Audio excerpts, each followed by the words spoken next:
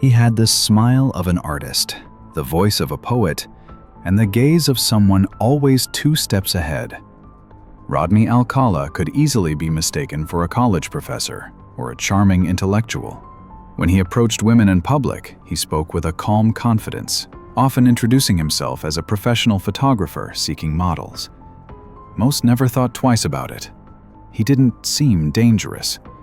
But behind that carefully constructed persona lurked something far more sinister. Something not even the most suspicious stranger could begin to imagine.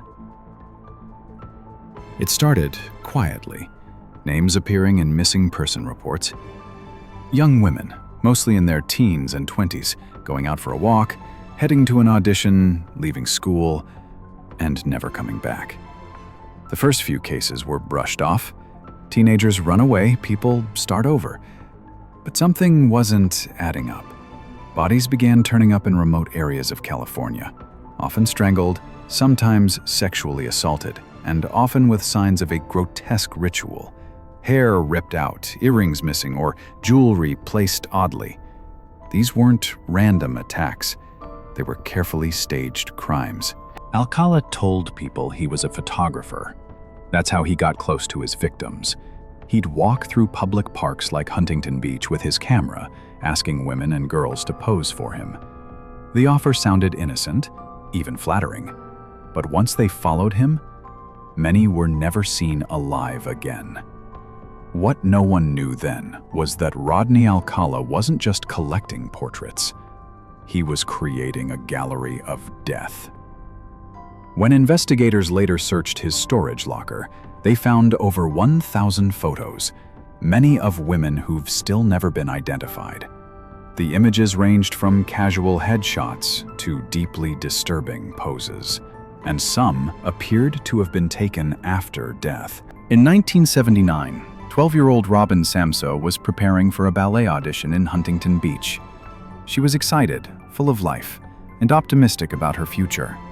One afternoon, while waiting for a ride to class, she was approached by a stranger with a camera. Witnesses said he tried to get her to pose. Robin was visibly uncomfortable. Moments later, she vanished. Her decomposed body was found weeks later in a forest near the Angeles National Forest.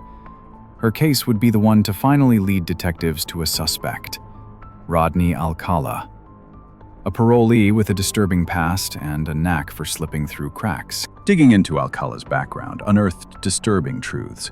He had once been a student at UCLA, highly intelligent and fluent in French. But he had also been arrested in 1968 for the rape and attempted murder of an 8-year-old girl in Hollywood. Inexplicably, he managed to evade long-term prison time, partly by changing his name and fleeing to New York. There, under an alias, he enrolled in NYU's film school, studying under none other than Roman Polanski. While on the East Coast, more bodies began to turn up, eerily similar in pattern. Alcala became a suspect in both states, but he was slippery, blending in, reinventing himself again and again. In 1978, in the middle of his killing spree, Alcala did something no one could believe. He appeared on the hit game show, The Dating Game. With millions of viewers watching, Rodney, introduced as a successful photographer, sat beside 2 other bachelors, answering flirtatious questions from a young woman named Cheryl Bradshaw. His answers were quirky and unnerving. One moment charming, the next deeply odd. He won the show. But after the taping, Cheryl refused to go on the date. She said something about him just felt off. She never knew how close she'd come to death. The episode aired, but the audience had no idea that behind Bachelor number 1's smile was a serial killer with multiple victims already buried. When Alcala was finally arrested for Robin Samsoe's murder, police believed they had their man. But the legal process dragged on. His first conviction in 1980 was overturned due to improper evidence being introduced. Then his second conviction in 1986 was overturned again. Each time, the families were re-traumatized. Meanwhile, Alcala remained behind bars, confident, arrogant, and delighted. He studied law and prepared for his next trial, convinced he could outsmart the system, and, for years, he did. It wasn't until the early 2000s that justice began catching up. Thanks to advancements in DNA technology, cold case detectives linked Alcala's genetic material to the murders of 4 more women in California. Their deaths had been unsolved for decades. Now, the puzzle pieces began to fall into place.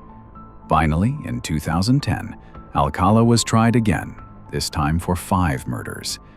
This time, he insisted on representing himself. He cross-examined witnesses, spoke in a flat monotone, and even played a self-written song about himself. The jury was horrified, not just by the evidence, but by his chilling lack of remorse. While Alcala was found guilty of 5 murders, authorities believe he was responsible for dozens, maybe over 100 more. The photographs recovered from his storage contained hundreds of women and children whose identities remain a mystery. Police released many of the images to the public, hoping loved ones would come forward. A few did, but the vast majority, still unknown. Some of the women in the photos may still be alive, but many are feared to be long-deceased victims of his sadistic violence. Rodney James Alcala was sentenced to death in 2010, though he remained on death row for over a decade. On July 24, 2021, he died of natural causes in a California prison at the age of 77.